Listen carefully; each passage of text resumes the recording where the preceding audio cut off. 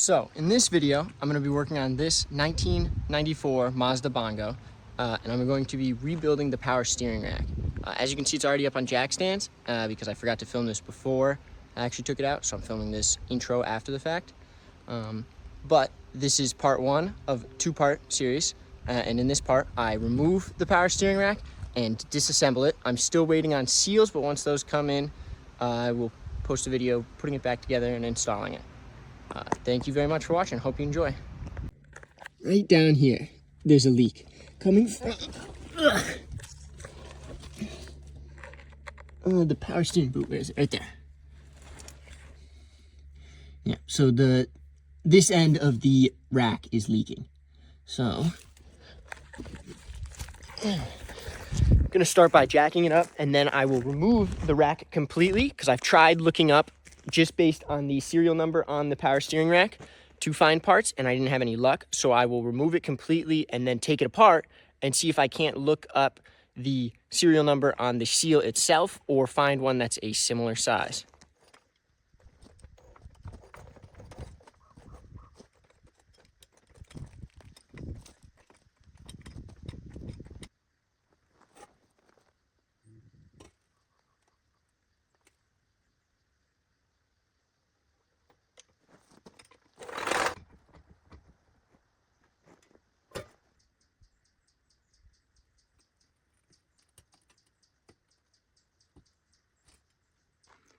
All right, now that it's jacked up, you can see a little better. All the stuff that looks kind of wet is all the power steering fluid leaking out. And what we're trying to get to is the rack, the power steering rack, which is right up there. And I think it's specifically this side is the one that's really leaking bad. I think the fluid from this side may actually just be from the pump, which is up there, where I may also take that out while I've got the rack out. But to start with, gotta get this skid plate off, which is 4 bolts right there. And there. All right, so I got that little cover plate out. As you can see, it's pretty covered. Definitely a gnarly leak. Ended up being 12 millimeter for those bolts. But with that out of the way, you can get a lot better view of what's going on under here. All right, so front differential, drive shaft. Here's the power steering rack that we want to get to. And whenever you're working on these cars that don't have American counterparts, you're always going to be looking for manufacturing numbers, serial numbers. Numbers are going to be the most important thing because that's all you can look up. This, however, is probably not the right one. I think I took a photo of the serial number on this power steering rack, and I've tried to look for it and I couldn't find anything. So we're gonna pull it out and see if we can find more numbers on it then.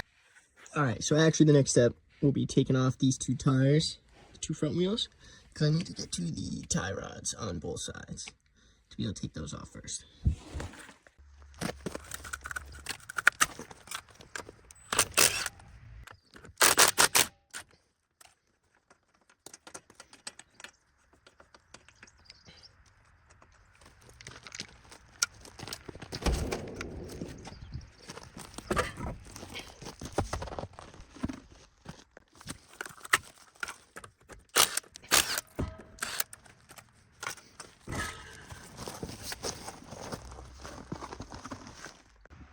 All right, next step is taking this tie rod off. So you start by breaking this loose and then take this nut off. And on this car too, these nuts have a cotter pin through them, so you gotta undo the cotter pin, pull that out, and then you'll hit it down on this tie rod.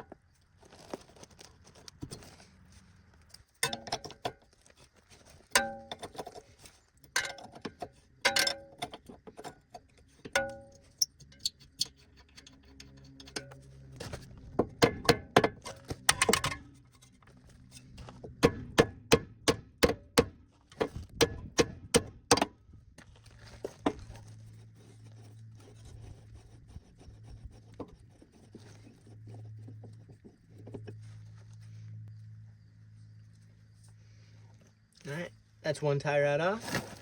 And then while I have these off and I'm doing this, I will probably clean these, repaint them, maybe see if I can't add more grease into the boot, because I really can't get new ones.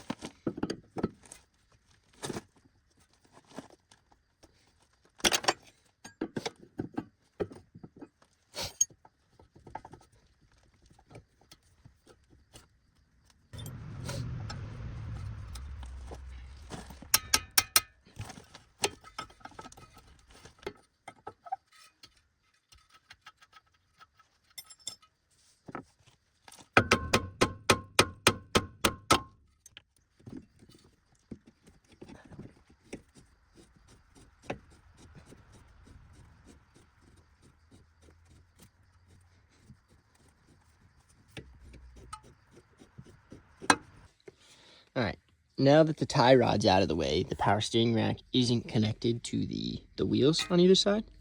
And on a lot of cars, you'll have to take out the sway bar, which is this one right here.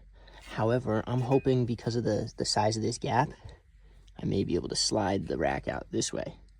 So instead, we'll work on those hoses, the lines on the front that I had mentioned before, right up here.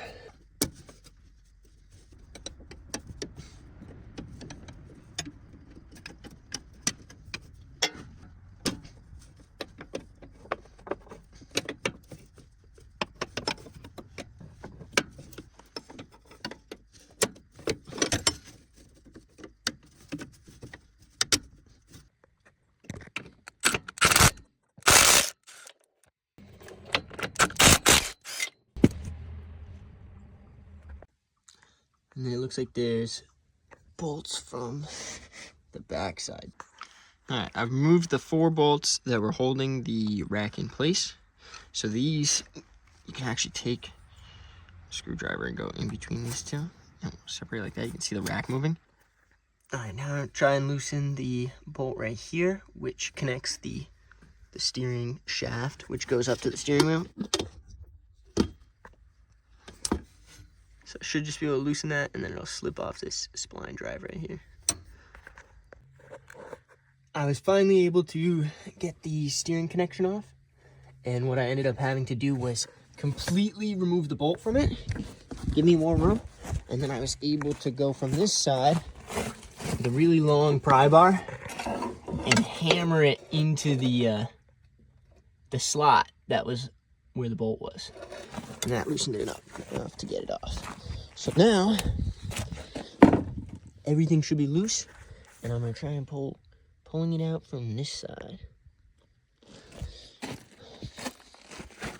Right here. I was able to get one of the brackets off. That's holding it on. That second one down there, though, is giving me trouble. It's hard to get out because the differential. It's butt right up against it almost. So I'm pretty sure it'll have to come out this way. Because I think the differential would be in the way going that way. But it's hung up on that, so keep trying to work at getting that second bracket out. And then hopefully it'll be able to slide out without having to do the tie rod, or the sway bar, but I may have to. All right, so I've got a bit looser, but then I realized there's another bracket right here with the bolt here. It loops up and over. And there's a second bolt on the top side there. And I gotta take that out so that these lines that are connected to the pump still can slide out. It's in the way of those. I'm removing this bracket too. It's getting in the way of these hard lines when I try and twist it up and out. That bracket right there. 2 bolts up there. 1 bolt right there to the bottom of the radiator. All right, I finally got the power steering rack loose and past the brackets. As you can see, this right here, this petcock at the bottom of the radiator, was getting in the way of this bracket. So what I ended up having to do was going from the top, the engine bay, I took this nut off, which was right there holding the radiator down. So that gave me enough play up to be able to get it past that petcock. And now, should be able to pull it out this way. All right, as you can see, it's getting hung up on that line right there connected to the power steering. And that one is gonna get in the way, and they both just loop back to the actual rack itself. So I'm gonna undo both of those lines and hopefully just take them out, and then it'll be able to slide out that way. All right, so that's both those hard lines off.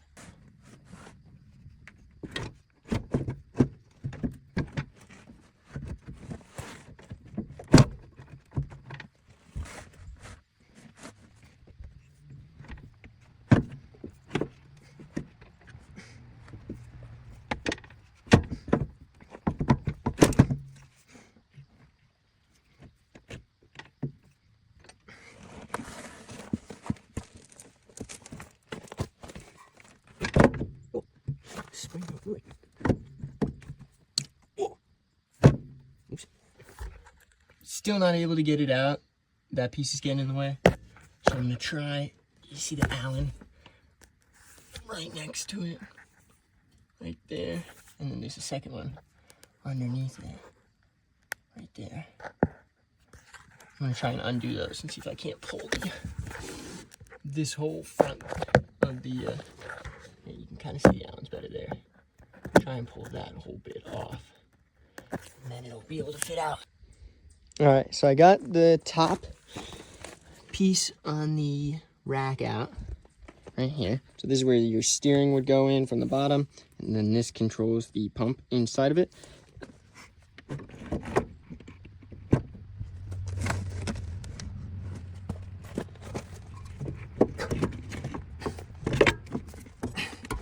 Here it goes. There. It's the power steering rack. There's where that piece I just took off is, and you can see the rack in there. That's that long straight cut gear. And then the steering input would then move that side to side, moving the piston. Oh, I sprayed myself. And that is pretty much it for removal. I'm gonna put this back on here real quick. Put the bolts in the front just so I don't lose them.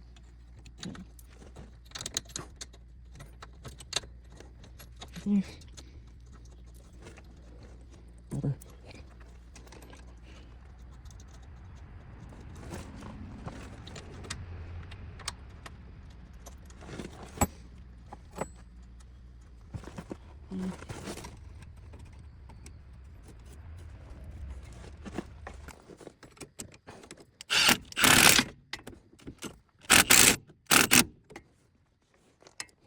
I'm not trying to tighten it all the way, just putting them on for now.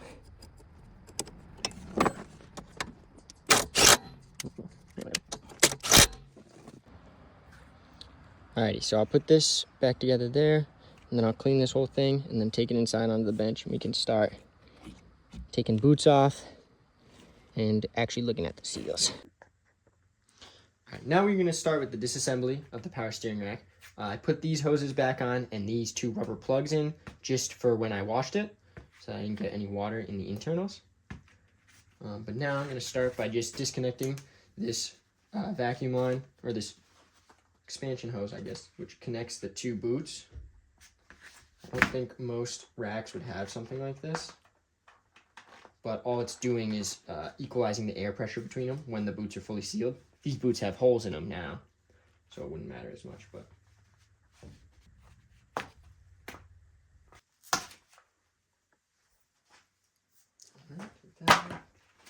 I already loosened the wire wrap for the boot on this side.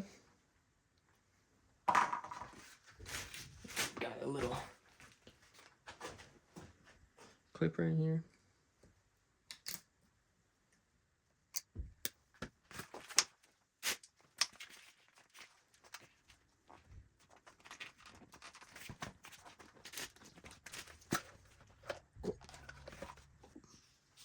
All right, I'm going to use a small piece of cardboard to mark where the nuts are for the tie rod, so that I don't mess up the alignment too bad when I put it back together. Get this this nut off.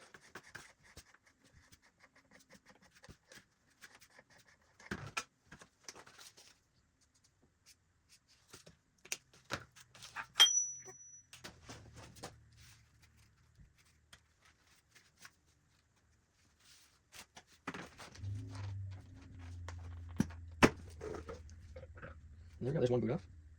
So I'm pretty sure the seals that are leaking, I think it's more so on that side, but judging by the fluid in that boot, I think this side is also leaking. I think it's right around here. So take these hoses off, these hard lines.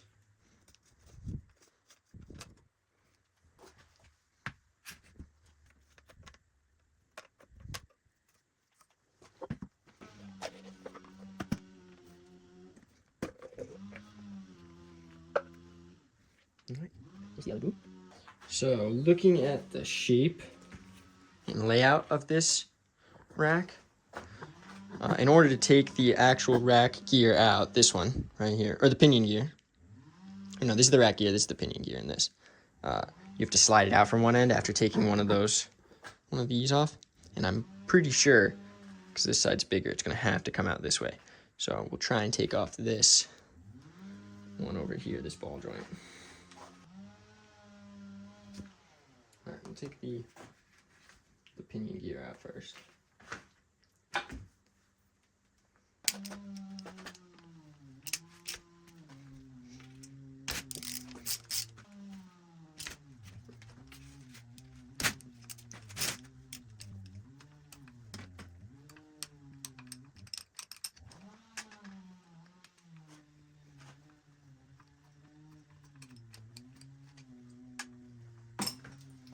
All right, then you can just pull this straight up.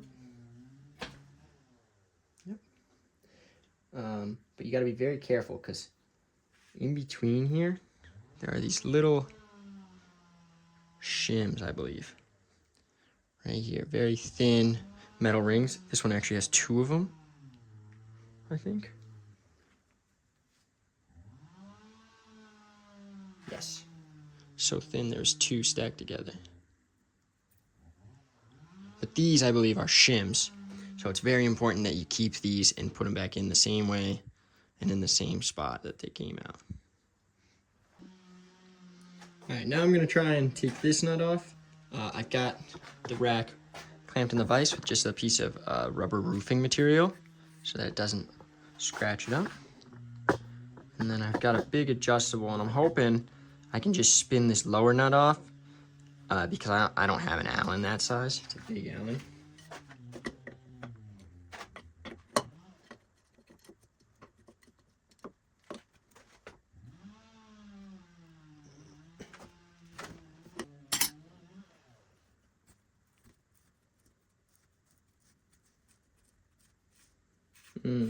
So it looks like that is just a locking ring, and I will need an Allen that size. I'll probably have to put this on hold then until I can buy a Allen for that, because I don't believe I have one. So I had to order a set off Amazon, 3/4 inch drive, 24 millimeter Allen. You can see, fits in pretty good. So, all set to take that off. And then the last bit, which I'll probably start with, is right here. If you look closely, there's a washer that's been folded over. It's like that on both sides. And then this has a nut on it. And if you look through here, you can kind of see the threads behind it. So I'm pretty sure I'll just have to unbend the tabs on these washers. And then this should unthread the ball joint. And I'll do that first. Then loosen up this one, which all this is doing is, you can see right here and here, those are the marks from it.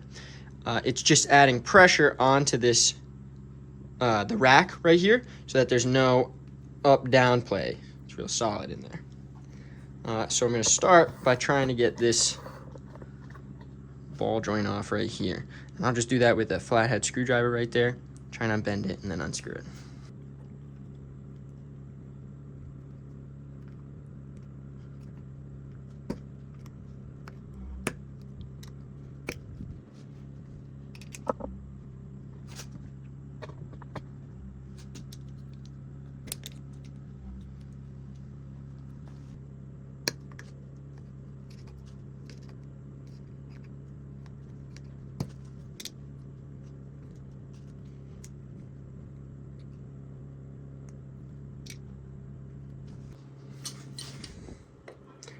So with this on here, you can see this is spinning, so I'm actually gonna have to re-clamp it with this in the vise.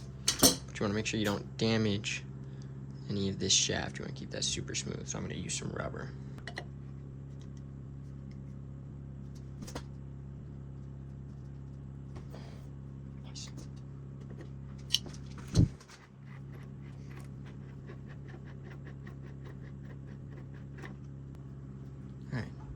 There's that crush washer. You can see where it was bent over. And then this is the actual ball joint that was inside of there. So now, take the big Allen off, and then should be able to pull this whole rack right out that end.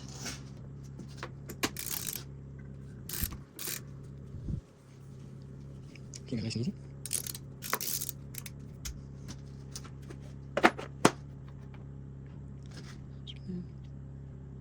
Spring.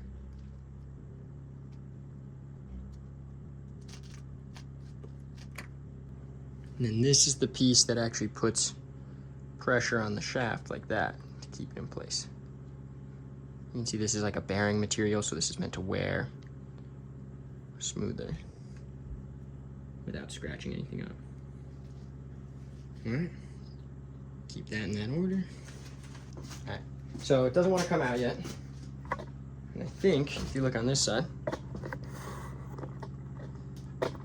inside of here, right there,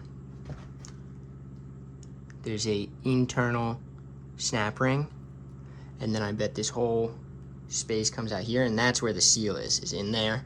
And there's probably the other seal in this thick area. This is probably where all the fluid is, and then this is just where the rack gearing is. So I think I'll have to take that snap ring off to be able to get this shaft out. Wait, flat. So stick it underneath there. Hold it.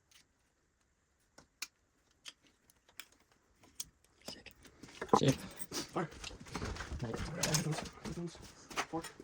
All right, so there's the snap ring off. So right there's a little hole, there we go, which went through, and you could push on the back side of the snap ring. I didn't notice it at first, but it made it a lot easier to get out. All right, now that the snap ring's out, this should be loose. It should finally be able to pull out from this end. Yep.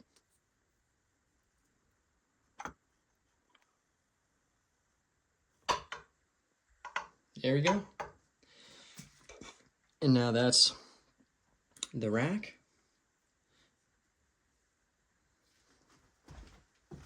There we go. And the hydraulic seals that I'm going to try and replace are, there's one here, it looks like. Probably one on this side too. So I think there's two on this piece, and then there's probably more. Yep, there's at least one right there at the end of that. Maybe more. No, it looks like just one. But that one is pretty deep in there, so that'll be hard to get. All right. Now with that fully disassembled, it does look like in order to get this off to actually replace the seals, I'm gonna have to also take this one off. So I'll do that quickly, and then I'll try and look at the seals, and I'm hoping that there's gonna be a part number on those seals, or I can at least measure them and maybe find a hydraulic seal the same size. So I was able to get the seal out. I tore it up in the process, and I tried looking up the part number on the seal itself, to no luck. I did, however, find a used power steering rack for sale on eBay. However, it was from a crashed Bongo in California, and they were asking $400 for a used one, which frankly I did not think was worth it. I did, however, end up finding a company called Yoshi Parts, and this is actually a Thailand-based company, but they carry a lot of parts for pretty much any sort of imported vehicle, and you can search directly by the vehicle, which is super useful because on a lot of American websites, you can't even select options for a lot of import vehicles just because they didn't make them. So I was able to find a full seal kit for sale on there, which comes with 2 of these and a bunch of the other O-rings and gaskets, which is really nice. It ended up being $176 after shipping and handling, which is the downside of this website. It is relatively expensive. However, that's part of what you have to deal with when you're getting parts from overseas. The shipping's expensive. They have to go through customs. And there's not a lot of these parts available. I did look at a new pump from them, a new power steering pump as well, because that also leaks a bit. However, that was over $1,000 to have shipped for a whole new one. They did also have seal kits for that though, so I may look at getting that to be able to repair the power steering pump. When these seal kits come in, I'll make a part 2, installing them and putting it all back together. And hopefully we'll see that they're the right parts. Alrighty, thank you for watching.